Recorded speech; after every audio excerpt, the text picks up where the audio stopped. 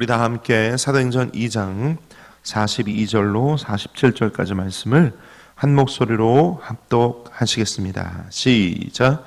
그들이 사도의 가르침을 받아 서로 교제하고 떡을 떼며 오로지 기도하기를 힘쓰니라. 사람마다 두려워하는데 사도들로 말미암아 기사와 표적이 많이 나타나니 믿는 사람이 다 함께 있어 모든 물건을 서로 통용하고 또 재산과 소유를 팔아 각 사람의 필요를 따라 나누어 주며 날마다 마음을 같이하여 성전에 모이기를 힘쓰고 집에서 떡을 떼며 기쁨과 순전한 마음으로 음식을 먹고 하나님을 찬미하며 또 온 백성에게 칭송을 받으니 주께서 구원받는 사람을 날마다 더하게 하시니라. 아멘. 함께 읽으신 사도행전 2장 42절로 47절까지 말씀을 가지고 제목으로 한번 따라할까요? 구원받는 사람을 날마다 더하게 하는 법. 이런 제목으로 함께 말씀 나누기 원합니다. 오늘 본문에서 사도행전의 기록자인 누가가 본 초대교회의 모습을 오늘 저와 여러분이 함께 읽었습니다. 사도행전의 기록자 누가가 본 초대교회의 모습입니다. 여러 가지 내용들이 있죠.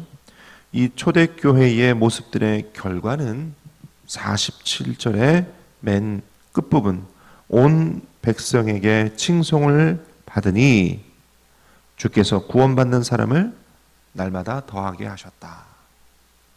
초대교회의 모습이 뭐라고요? 온 백성들에게 칭송을 받았다. 여러분, 교회는 그리스도의 몸으로서 세상으로부터 칭송, 칭찬을 받아야 될 줄 믿습니다. 교회는 세상의 칭찬을 받아요. 그리스도의 몸된 교회는 세상 사람들이 역시 교회는 맞아, 그래야 돼 라고 하면서 자기네들은 교회로 모이지를 않지만 그들은 그래, 교회는 그래야 돼, 맞아, 교회는 그래야지 라고 하면서 교회에 관한 그들은 기대심을 가지고 있어요. 근데 그 기대심에 부합할 때 자기들은 교회 나오지 않아요. 교회 다니지 않아요. 예수를 믿지 않지만 그래, 교회는 그래야지, 교회는 그래야 했어 라고 하면서 인정하고 칭찬하고 칭송합니다. 왜요? 초대교회 때부터 그랬기 때문입니다. 또 구원받는 사람의 날마다 더하여졌다. 다시 말해 교회 부흥이 일어났다. 초대교회는 대표적인 모습이 첫째는 세상으로부터 칭송받았다와 둘째는 부흥했다. 이 두 가지예요. 초대교회의 모습의 결과예요. 오늘 이 모습이 우리 경인성전에도 있기를 축원드립니다. 여의도 순복음교회가 한참 부흥할 때 여의도 순복음교회는 지금도 마찬가지지만 그때에도 날마다 세상으로부터 칭찬을 받았어요. 세상으로부터 칭찬받았어요. 많은 믿지 않는 사람들이 문제를 가지고 있을 때, 뭐 가정의 문제, 자녀의 문제, 질병의 문제, 이런 문제가 있을 때, 야, 저기 여의도 가면 순복음교회가 있다던데 거기 한번 가봐. 혹시 아냐? 거기 가서 문제 해결받을지, 가정 문제 해결받을지, 자녀 문제 해결받을지, 병 고침 받을지 누가 아냐? 조용기 목사님이라는 분한테 안수기도 받으면 낫는데 가봐. 자기는 안 다니면서, 자기는 안 다니면서 추천해줘. 예전에 기도원에 있을 때 기도원 부흥 강사 어떤 목사님이 했던 이야기가 생각이 나요. 그분이 자기 교회는 아니고 자기가 알고 있는 어떤 교회가 연말에 전도상 시상을 하는데 그 전도상 시상을 하는 1등 전도자가 누구냐면 교회 앞에 있는 무당집의 무당이었어요. 교회 앞에 있는 무당집의 무당이 전 보러 오는 사람들마다 점을 치면서 당신은 이 앞에 교회 보이지? 저 교회 다녀야 돼. 교회 다녀야 당신 그 문제 해결받아. 그랬대요. 그래가지고 수십 명을 그 점쟁이가 그 교회로 보내줘가지고 점쟁이 말 믿고 교회 다니는 사람들이 그 해에만 수십 명이었대. 그래서 점쟁이도 추천하는 교회, 그런 교회가 있다. 재밌는 우스갯소리지만 어쨌든 세상과 믿지 않는 사람들조차도 칭찬하고 칭송하는 교회, 그 교회가 우리 여의도 순복음교회였어요. 여의도 순복음교회 가면 응답받는다, 병 고침 받는다, 자녀가 돌아온다, 남편이 돌아온다, 거기 가서 기도해봐라, 자기는 안 다니면서 추천해 줄 정도였어요. 또 많은 여의도 순복음교회 성도들을 보면서 믿지 않는 사람들이 당신이 다닌다는 그 교회에 거기 가면 당신이 변화된 모습을 보니 나도 한번 좀 다녀봐야 되겠다, 그러면서 많은 사람들이 교회로 몰려왔습니다. 붐이었어요. 날마다 구원받는 수가 더해졌어요. 할렐루야. 오늘은 여의도 순복음교회 창립 65주년이 되는 날이에요. 5월 18일 창립 65주년이 되는 날입니다. 이 날에 우리 교회가 지난 65년간 초대교회와 가장 가까운 모습의 교회로 발전을 해왔던 것처럼 앞으로도 이 초대교회의 모습과 가장 가까운 모습으로 더욱 부흥성장 발전해야 할 줄로 믿습니다. 그러기 위해서는 온 교회가, 특별히 우리 여의도 순복음교회가 세상으로부터 칭찬받아야 돼요. 할렐루야. 그 교회 갔더니 맨날 싸운다, 누가 교회 오겠어요? 그 교회 갔더니 사랑이 많더라, 웃음꽃이 날마다 피고 날마다 웃음소리가 끊이질 않더라, 그러면 교회는 부흥되는 거죠. 할렐루야. 우리 여의도 순복음교회가 그렇게 지난 65년간 해왔던 것처럼 앞으로도 부흥성장 발전할 수 있기를 예수님의 이름으로 축원드립니다. 사도행전의 저자인 누가가 본 초대교회의 모습 몇 가지로 함께 살펴보겠는데요. 첫째로는 초대교회는 사도들의 가르침을 받았어요. 초대교회는 사도들의 가르침을 받았다. 이 가르침을 받았다는 헬라어의 원어를 보니까 디다케 이렇게 기록되어 있어요. 디다케는 뭐냐? 교리 말씀 공부를 의미한대요. 성경에도 보면 외경에 디다케 성경이라는 게 있거든요.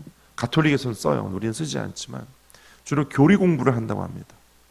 우리에게 교리 공부는 뭐냐? 오중복음 3중 축복이 있잖아요. 그렇죠? 교회는 날마다 구원받는 법을 성도들에게 말씀으로 가르쳐야 돼요. 교회는 날마다 성령 충만 받는 법, 성령과 동행하는 법, 보혜사 성령님이 누구이신지 말씀으로 가르쳐야 돼요. 아멘이 없으시네. 교회는 날마다 치료의 은혜를, 치료의 기적을 얻는 법을 말씀으로 가르쳐야 돼요. 할렐루야. 교회는 날마다 아브라함의 축복을 받고 아브라함의 축복을 누리고 아브라함의 축복을 나누면서 복음 전하는 법을 가르쳐야 돼요. 교회는 날마다 부활, 영생, 천국, 다시 오실 예수님을 가르쳐야 돼요. 이렇게 오중복음을 가르치고 거기에 두 가지를 더해서 땅끝까지 복음 전파할 사명을 말씀 통해 가르치고 그리고 나눠주는 신앙을 말씀 통하여 가르쳐야 돼요. 지난 63년간 조영기 목사님이 그렇게 외치면서 또 외치셨던 이 말씀, 이 디다케를 앞으로 우리 교회는 우리 주의종들을 통해서 계속 가르칠 것입니다. 우리 지구역 안에서도 마찬가지예요. 지구역 예배가 많이 약해졌는데 사실은 우리에게 이 사명이 있어요. 날마다 말씀을 전하고 가르치는 사명이 우리 재직들에게 있습니다. 이 말씀 전하고 가르치는 이 놀라운 일들을 우리에게 부여하셨어요. 전하고 가르칠 수 있기를 예수님의 이름으로 축원드립니다. 현대 교회가 조사를 했어요. 새신자가 교회에 처음 와서 정착하는 그 비율, 새신자 정착률의 1위의 방법이 뭐냐? 많은 교회 안에 활동들이 있죠. 그런데 새신자를 정착시키는 가장 주요한 방법 1위, 성경 공부와 성령 세례라는 거예요. 성경 공부와 성령 세례. 성경 공부와 성령 세례를 새신자들에게 하면 새신자들은 정착한다. 오늘 이 일들이 우리 경인성전 안에 있기를 축원드립니다. 왜요? 초대교회가 이걸 했대요. 그 다음 초대교회는 두 번째로 교제했다고 합니다. 따라할까요? 교제. 교제는 헬라어로 코이노니아예요. 코이노니아는 두 가지 의미를 갖고 있습니다. 첫째는 성도들 간의 영적인 교제를 말합니다. 어떤 교제? 성도들 간의 영적인 교제. 코이노니아는 음식의 교제, 대화의 교제가 아닌 성도들의 영적 교제를 코이노니아라고 해요. 코이노니아는 또 한 가지 의미가 하나님과의 영적인 관계의 의미를 가지고 있다. 그러니까 코이노니아는 성도 간에든 하나님 간에든 어쨌든 영적인 교제를 코이노니아라고 합니다. 초대교회는 코이노니아를 했대요. 오늘 우리 경인성전이 코이노니아를 할 수 있기를 바랍니다. 물론 처음에 불신자들을 전도하거나 할 때는 물론 친목으로 시작할 수는 있어요. 어떤 관심사 또는 취미 또는 자녀들의 여러 가지 학업 정보 이런 것들로 친목을 다지며 시작할 수는 있어요. 그러나 결국은 영적 교제로 가야 한다. 이게 코이노니아예요. 네. 처음에는 커피 브레이크로 시작할 수 있어요. 처음에는 증권 시황으로 시작할 수 있어요. 처음엔 부동산 정보로 시작할 수 있어요. 요즘 어디가 뜬대? 어디 가면은 뜬대? 부동산 정보로 시작할 수는 있어요. 그렇게 서로의 관심사를 함께 나누다가 결국은 어디로 가야 된다? 결국은 영적인 교제로 가야 되는 게 이 코이노니아예요. 초대교회는 이걸 했다는 거예요. 46절과 47절 상반절까지 보면 날마다 마음을 같이하여 성전에 모이기를 힘쓰고 집에서 떡을 떼며 기쁨과 순전한 마음으로 음식을 먹고, 기쁨과 순전한 마음으로 음식을 먹고, 여기까지는 코이노니아 중에 음식 교제에 속할 수 있죠. 그러나 음식을 먹고 그 다음 하나님을 찬미했다고 그랬어요. 결국은 영적인 교제로 간 거죠. 우리 경인성전도 이 코이노니아가 있기를 축원합니다. 모여서 이제 음식을 나누고 커피 타임을 나누고 그렇게 시작했다가 결국은 코이노니아로 가야 되는 거예요. 영적인 교제로. 이것이 모임의 리더들인 우리 재직들에게, 우리 사명자들에게 있어요. 모여서 식사를 하고 이제 모여서 관심사를 나누고 대화를 나누다가 결국은 어디로 가야 된다? 영적인 교제로 가야 된다. 그 모임의 마귀가 틈을 타면 모여서 음식을 나누고 커피를 나누다가 결국은 누구를 향한 비판이나 쓸데없는 소문 이런 걸로 가는 경우가 많아요. 그러나 초대교회는 코이노니아를 했다. 영적인 교제를 했다. 할렐루야. 그럴 수 있기를 축원드립니다. 그러면 부흥하는 거예요. 세 번째로 초대교회는 떡을 떼며 그랬어요. 따라할까? 떡을 떼며. 성찬과 애찬을 말하는데요. 성찬은 교회 안에서의 성례식, 영적인 의식을 말하는 거고, 애찬은 모여서 음식 먹는 걸 말하는 거예요. 초대교회는 떡을 뗐다. 성찬도 하고 애찬도 했다. 제가 작년인가 아동일부에 아주 우리가 다 알고 사랑하고 존경했던 형님 한 분이 갑자기 암으로 소천을 하셔가지고 정말 한 20여 년 만에 아동일부가 많이 모였어요. 모여가지고 대화를 나누던 중에 어떤 또 다른 형님이 그런 얘기를 하더라고요. 내가 오랫동안 초대형 교회를 다니다가 어쩔 수 없이 지방으로 발령을 받아가지고 그 지방에서 가까운 교회를 찾다 보니까 시골 교회를 다니게 됐다. 시골 교회를. 근데 수십 년간 서울의 여의도 순복음교회를 다니다가 발령을 받아서 어쩔 수 없이 이제 지방에 계시면서 시골 교회를 다니게 된 거잖아요. 시골 교회를 가니까 예배를 마치고 교회에서 밥을 주더라. 교회에서 밥을 주는데 그 시골 교회에서 밥 주는 점심밥이 얼마나 맛있는지 너무너무 맛있더라. 그런 얘기를 하더라고요. 웃으면서. 자기 집사람도 시골 교회 그 교회에서 주는 점심밥이 너무 맛있어가지고 주일날 교회 가면은 갈 때부터 이미 오늘은 점심밥 뭐 나오나 기대를 하면서 간다고 그런 얘기를 하더라고요. 그래서 제가 느꼈어요. 마음 가운데. 굉장히 중요한 부분 중에 하나이구나. 시골 교회에서는 그러겠죠? 굉장히 중요한 부분이구나.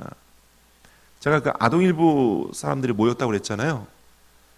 정말 오래간만에 제가 20여 년 전에 아동일부 교사 봉사하면서 잊을 수 없었던 한 음식이 있어요. 뭐냐면 여의도 교회 그 맞은편에 있는 빌딩의 지하 1층에 만나 분식이라고 하는 집이 있는데 박수남 장로님이라고 하시는 장로님이 하셨던 사업장인데 그분이 아동일부 부장 장로님도 잠깐 하셨거든요.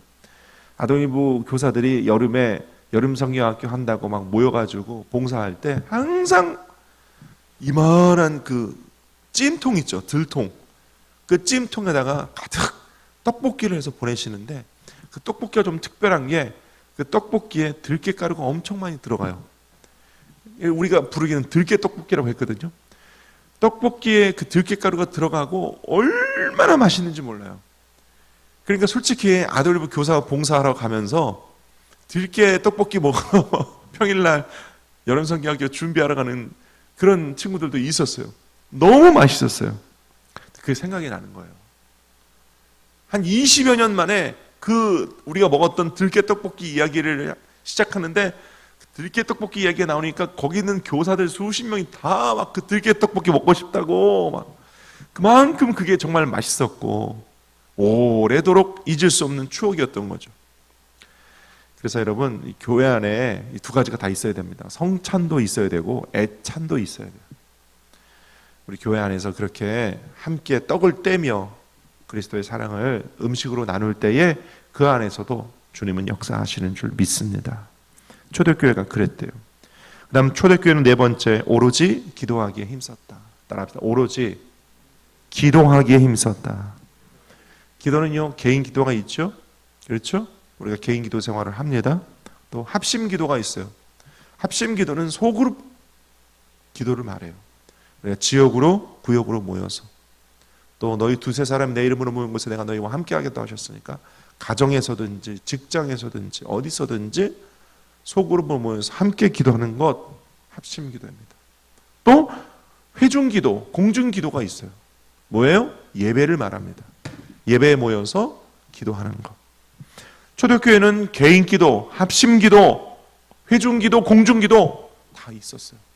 날마다 모여서 오로지 기도하는 데 힘썼다.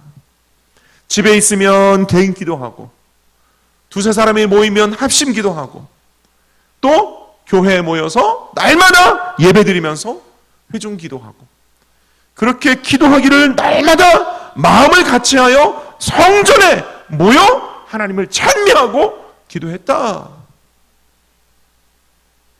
초대교회는 그렇게 했대요. 46절 47절을 읽어봐요. 46절 상반절에 날마다 마음을 같이하여 성전에 모이기를 힘쓰고 47절 상반절 하나님을 찬미했다. 날마다 모여서 예배드리고 기도했다. 할렐루야. 초대교회 그랬어요.